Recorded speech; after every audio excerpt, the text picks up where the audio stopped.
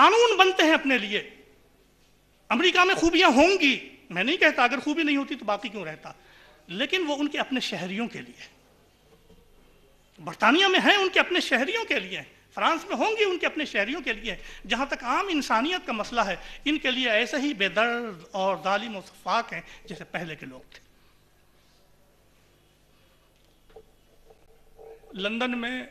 London tower میں ایک کوہ نور ہے، اس کو دیکھنے کے لیے 20 پاؤنڈ کا ٹکٹ لینا پڑتا ہے.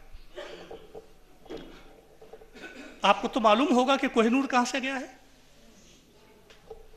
دنیا کو چوسا ہے ان لوگوں نے، لوٹا ہے، کھسوٹا ہے ان لوگوں نے، تب جا کے انہوں نے اپنی صنعت کے، اپنی عظمت کے تاج محل بنائے ہیں. ان لوگوں نے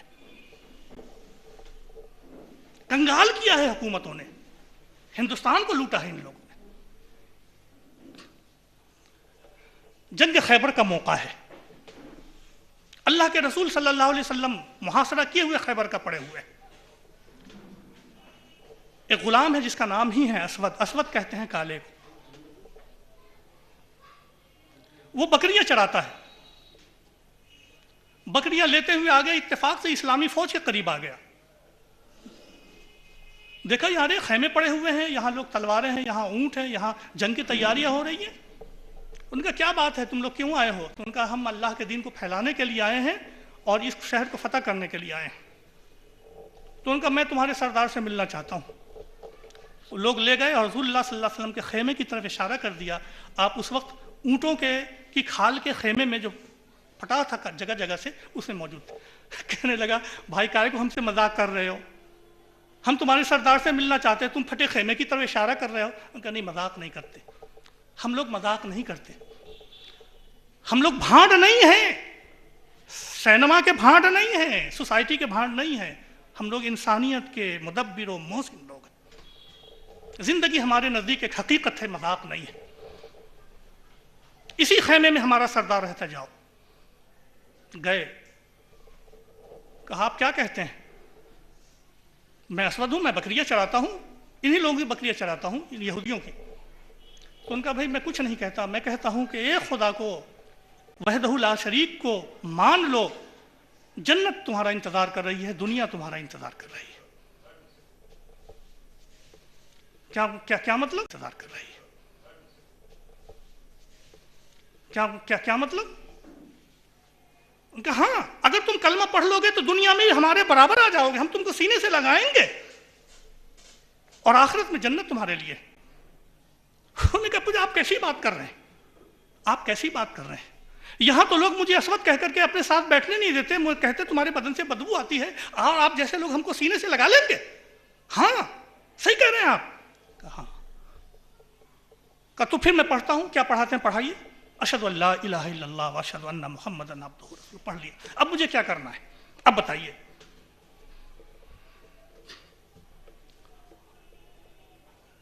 اللہ کے رسول صلی اللہ علیہ وسلم نے فرمایا کہ اس سے پہلے کہ تم کوئی کام کرو، یہ بکریاں جن لوگوں کی ہے جاؤ ان کو واپس کر کے آؤ. بکریاں یہودیوں کے جسے ہماری جنگ ہے. میرے دوستوں میں کہنا صرف ایک بات چاہتا تھا کہ دنیا نے امن کے ماحول میں بھی امانت کو میں خیانت کی، لوگوں کا مال نہیں دیا، اور جنگیں آج مال پہ ہو رہی ہیں. کویت کے کنویں میں پائپ لگا کر کے عراق سے کہا گیا کہ تیل نکالیے، اور عراق کی دولت کو امریکہ نے اپنے یہاں جمع کیا، ایران کی دولت کو امریکہ نے جمع کیا، اور ہندوستان کے سود خور اپنی دولتیں سوئس بینک میں جمع کیے ہوئے. ہر جگہ دنیا میں کشاکش ہے. اگر یہ نہ ہو تو انا ہزارے کی تحریک دم توڑ جائے. کرپشن ہے ہر جگہ، مال و دولت کے لیے بلیک منی ہر جگہ ہے. لیکن اللہ کے رسول صلی اللہ علیہ وسلم نے کیا فرمایا کہ یہ امانت ہے، یہ بکریاں ان یہودیوں کی، جاؤ یہ امانت پہلے واپس کرو پھر میرے پاس آؤ. جنگوں کے اندر بھی اللہ کے رسول صلی اللہ علیہ وسلم یہ نہیں بھولے کہ جس کا مال ہے اس کے اوپر ہاتھ ناجائز نہیں ڈالا جا سکتا. ایک موقع پر ابو داؤد کی روایت ہے، مسلم فوجوں نے غنیم کی بکریاں پکڑ لیا، ذبح کر لیا اور ہانڈیاں چڑھا دی. اللہ کے رسول صلی اللہ علیہ وسلم کو معلوم ہوا کہ بکریاں لوٹی گئی ہیں. آپ نے فرمایا ہانڈیاں الٹ دی جائیں، یہ گوشت کھا کر کے مسلمان فوجی طاقتور نہیں ہو سکتے، یہ حرام ہے اللہ کے نزدیک میں. اور ہانڈیاں الٹ دی گئی. اللہ کے رسول صلی اللہ علیہ وسلم نے پھر وہ آتا ہے وہ شخص، بکریاں حوالے کر دی، کہا بھائی نماز کا وقت نہیں ہے کہ تم کو کہوں نماز پڑھو، وقت آئے گا تو کہہ دوں گا، رمضان نہیں ہے کہ کہوں کہ روزہ رکھو، حج کا موقع نہیں کہ کہوں حج کرو، اب اس وقت تو جہاد ہو رہا ہے،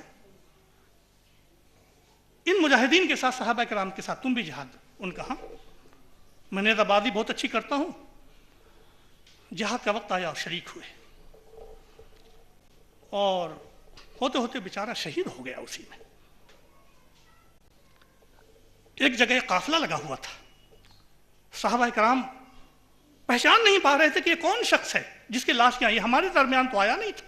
حضور آئے، تشریف لائے اور کہا مجھے بھی دیکھنے دو، دیکھا تو وہ اسود ہے جس کی شہادت زمین پہ گواہی دے رہی ہے اشہد ان لا الہ الا اللہ محمد رسول اللہ کی۔ آپ نے فرمایا میں گواہی دیتا ہوں کہ فرشتے اس کو کوثر و تسنیم سے دھو رہے ہیں، اس کو جنت کی طرف لے جا رہے ہیں۔ ایک وہ اسود، آج کالوں کے ساتھ کیا سلوک ہوتا ہے، ساتھ بیٹھنے نہیں دیا جاتا، ہندوستان میں شودر کے ساتھ کیا سلوک ہوتا ہے وہ آپ جانتے ہیں کہ کیا ہوا ہے۔ اللہ کے رسول صلی اللہ علیہ وسلم نے کہا کہ فرمایا کہ فرشتے کوثر و تسنیم سے اسے دھو رہے ہیں، اور وہ مال جس کا تھا وہ مال واپس۔ تو ہیومن رائٹس کا نام لینے والے سیکھیں اللہ کے رسول صلی اللہ علیہ وسلم کے اس عملی نظام سے۔ اور پھر یہی نہیں کہ صرف جان اور مال، یہ فنڈامنٹل رائٹس میں ایک تیسری چیز بھی، آنر، عزتیں۔ آج پوری دنیا میں عزتیں لوٹی جا رہی ہیں، اور مجھے تو افسوس اس بات کا ہے کہ ہندوستان میں ایسے بے غیرت لوگ بھی موجود ہیں جو وینا ملک جیسی آوارہ اور تسلیمہ نسرین جیسی آوارہ عورتوں کی قدردانی یہاں کرتے ہیں۔ ان کو کہنا چاہیے جو مذہب تم کو تہذیب سکھاتا ہے پہلے وہ تہذیب سیکھو پھر ہمارے ملک میں آؤ۔ تو عزتوں کی حفاظت اللہ کے رسول صلی اللہ علیہ وسلم نے فرمائی۔ آج سفر کرنا کتنا مشکل ہے۔ حضرت خبیب سے اللہ کے رسول صلی اللہ علیہ وسلم نے فرمایا ہے کہ ایک وقت آئے گا جب صنعاء سے لے کر مکہ مکرمہ تک ایک عورت تنہا سفر کرے گی اور اللہ کے علاوہ اس کو کسی کا خوف نہیں ہوگا۔ آج عورت اگر تنہا سفر کرے تو یا تو جان سے ہاتھ دھوئے گی یا مال سے ہاتھ دھوئے گی، کچھ نہیں ہوگا تو عزت سے ہاتھ دھو جائے گی۔ لیکن یہ نظام تھا، یہ سسٹم تھا جو ہم نے دنیا کو دیا تھا۔ اب ہمارے پاس رسمیں رہ گئی ہیں، رواج رہ گئے ہیں، نعرے رہ گئے ہیں، تقریریں رہ گئی ہیں، اس سسٹم کو نافذ کرنے کی ضرورت ہے۔ میرے دوستوں اور میرے عزیزوں، اللہ کے رسول صلی اللہ علیہ وسلم نے پھر اس کو وحدت سے جوڑا تھا، وحدت بنی آدم سے۔ کسی کالے کو کسی گورے پر کوئی فضیلت نہیں ہے۔ عرب سے لے کر کے عجم تک اور خاک ہند سے لے کر کے کاشگر تک مسلمان ایک تھا، ایک ہے اور ایک رہے گا۔ ایک پیدا کیا سے لے کر کے کاشگر تک مسلمان ایک تھا، ایک ہے اور ایک رہے گا۔ ایک پیدا کیا اللہ تعالیٰ۔ مگر مجھے معاف کرنا کہ ہندوستان میں اب مسلمانوں کو 3 سطح پہ بانٹنے کی کوشش کی جا رہی ہے۔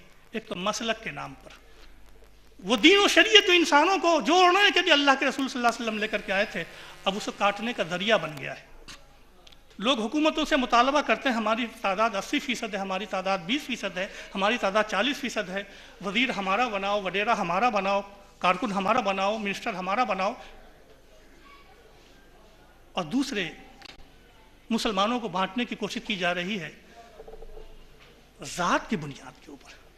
ہم سید ہیں، ہم انصاری ہیں، ہم خان ہیں، ہم صدیقی ہیں، ہم شمسی ہیں، ہم فلاں ہیں، ہم قریشی ہیں، ہم فلاں ہیں، ہم فلاں ہیں۔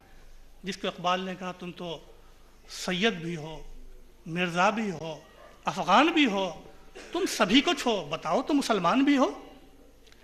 اگر لوگوں سے مطالبہ اس لیے کر رہے ہو کہ تم سید ہو، افغان ہو، مرزا ہو، انصاری ہو، تو خوب مطالبہ کرو، جیسے ہندوؤں کی برادریاں ویسے تمہاری برادریاں ہیں۔ پھر اسلام سے اپنا ناطہ مت جوڑنا۔ اسلام تو اس لیے آیا تھا تمہارا باپ ایک ہے، تم بھی ایک ہو۔ تمہاری رگوں میں شودروں کا خون نہیں ہمکتا ہے، برہمنوں کا خون نہیں ہمکتا ہے، تمہارے خون میں حضرت آدم علیہ الصلوۃ والسلام کا خون موجزن ہے، اس لیے تم ایک، تم الگ الگ نہیں ہو۔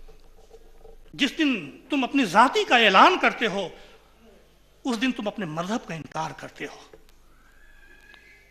اور اسی لیے اقبال نے فرمایا کہ تمیز رنگ بو مارا حرامست، تمیز رنگ بو مارا حرامست کہ ماں پرورد یک نو بہارے۔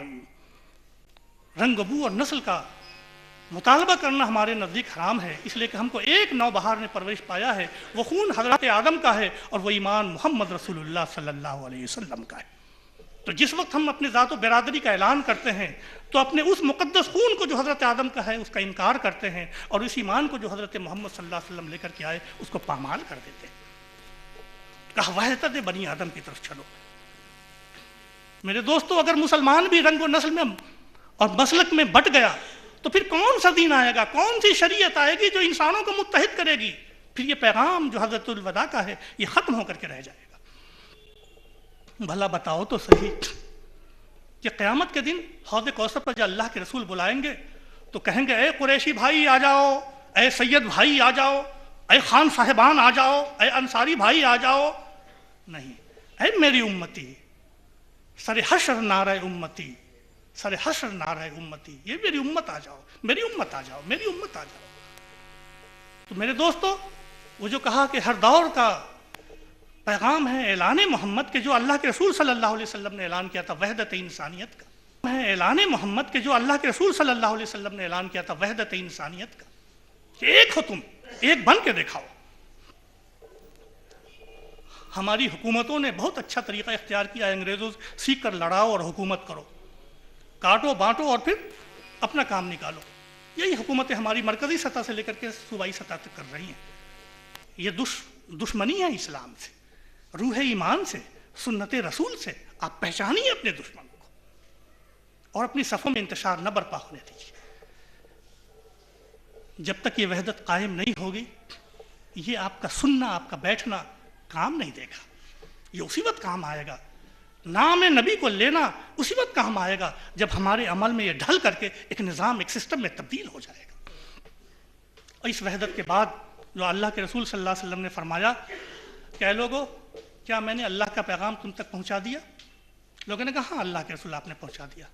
آپ نے فرمایا اللہم اشہد، اللہم اشہد، اللہم، اے خدایا گواہ رہنا کہ جو ذمہ داری تو نے دی تھی دنیا میں ایک نظام، ایک سسٹم قائم کرنے کی، دنیا کے نظام کو، معاشرے کو، حکومت کو، سیاست کو پاکیزہ بنانے کی، دلوں کے تطہیر کی، دلوں کو جوڑنے کی، وہ کام میں نے کر دکھایا ہے اللہ کے رسول۔ آپ نے فرمایا لوگو فَلْيُبَلِّغِ الشَّاهِدُ الْغَائِبَ، جو آج یہاں موجود ہیں وہ ان لوگوں تک پہنچا دیں، اور ان لوگوں نے پہنچا دیا، صحابہ کرام نے تابعین کو، تابعین نے تبع تابعین، آج تک، اور ہم لوگ جو بیٹھ کے سن رہے ہیں یہ اسی آواز کی باز گشت ہے جو ہم تک پہنچ رہی ہے۔ ایک دعوت ہے، اس دعوت کو قیامت تک کے اوپر جاری رہنا ہے۔ اگر مسلمان اس دعوت سے منہ موڑیں گے اللہ کسی قوم کو اور اٹھا لے گا۔ ضرورت اس بات کی ہے کہ حجۃ الوداع کا یہ پیغام لے کر کے ہم اٹھیں، نہ صرف زبان سے، نہ صرف پوسٹر سے، نہ صرف تقریر سے، نہ صرف ٹی وی سے، بلکہ اپنے عمل سے یہ کر کے دکھائیں کہ دنیا کے اندر یہی نظام ہے جو باقی رہنے کے لیے آیا ہے، اور دنیا کے تمام نظام مٹنے کے لیے آئے ہیں۔ وَقُلْ جَاءَ الْحَقُّ وَزَهَقَ الْبَاطِلُ إِنَّ الْبَاطِلَ كَانَ زَهُوقًا، حق رہنے کے لیے آیا ہے، باطل مٹنے کے لیے آیا ہے۔ بے خبر تو جوہر آئینہ ایام ہے، تو زمانے میں خدا کا آخری پیغام ہے۔ اس پیغام کو رسوا نہ کیجئے، حجۃ الوداع کے اس پیغام کو لے کے گھر گھر تک چلیے۔ زمانہ آپ کا انتظار کر رہا ہے، زمانہ بڑے غور سے سن رہا تھا، ہم ہی سو گئے داستاں کہتے کہتے۔ تازہ دم ہو کر کے اٹھیے، لیجیے اللہ کے اس پیغام کو اور چلیے گھروں تک۔ اللہ آپ کا حامی و ناصر۔ والسلام علیکم ورحمۃ اللہ وبرکاتہ۔ جزاک اللہ پروفیسر صاحب، ایک پرجوش اور پر اثر تقریر کے بعد ماشاءاللہ ماحول میں گرمی پیدا ہو گئی ہے۔ تقریروں کا مقصد یا کانفرنس کا مقصد صرف یہ نہیں کہ ہم باہر سے چند مقررین کو بلائیں اور سنیں سنائیں چلے جائیں۔ اس کانفرنس کا اصل مقصد جب ہی حاصل ہوگا جب کہ جو کچھ ہم نے سنا ہے اس کو اپنی زندگی میں شامل کریں۔ تو ہم آج یہ عہد لے کر اٹھیں یہاں سے کہ ہم اللہ کے رسول صلی اللہ علیہ وسلم کی سنت کو اپنی زندگیوں میں شامل کریں گے۔ اور جیسا کہ حضرت نے فرمایا کہ صرف مسواک کرنا ہی سنت نہیں ہے، اللہ کے رسول صلی اللہ علیہ وسلم کی تمام سنتوں پر عمل پیرا ہونا ہمارے لیے ضروری ہے۔ جب تک ہم پوری طور سے قرآن و سنت کو نہیں پکڑتے اسی طرح ذلیل و خوار ہوتے رہیں گے۔ آج بات پوری طرح سے واضح ہو گئی کہ خطبہ حجۃ الوداع دنیا میں سب سے بڑا ہیومن رائٹس کا چارٹر ہے. اس سے بہتر ہیومن رائٹس کی کوئی چیز سامنے نہیں لائی جا سکتی. ہم بہت بہت شکر گزار ہیں اپنے مقررین کے. حضرات، تنظیم کی جانب سے ہم اپنے مہمانوں کو ایک تہنیت نامہ اور ایک میمنٹو پیش کرنا چاہتے ہیں. تو سب سے پہلے میں اپنے بزرگ محترم جناب حسیب رہبر صاحب سے درخواست کرتا ہوں کہ ڈائس پر تشریف لے آئیں اور جناب مفتی عبدالباطن صاحب کو تنظیم کی جانب سے تہنیت نامہ پیش کریں.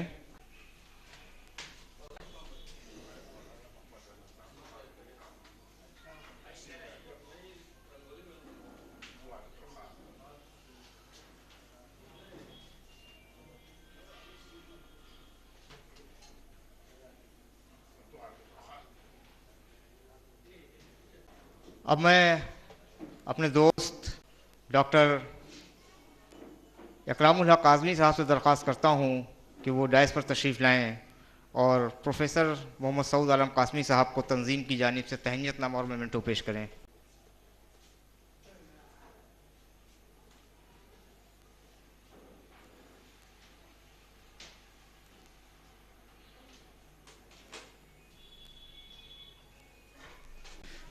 ہم بہت بہت شکر گزار ہیں حضرت مولانا مفتی عبدالباطن صاحب کے، پروفیسر محمد سعود عالم قاسمی صاحب کے اور تمام خواتین و حضرات کے جنہوں نے اپنا قیمتی وقت اس کانفرنس کے لیے دیا.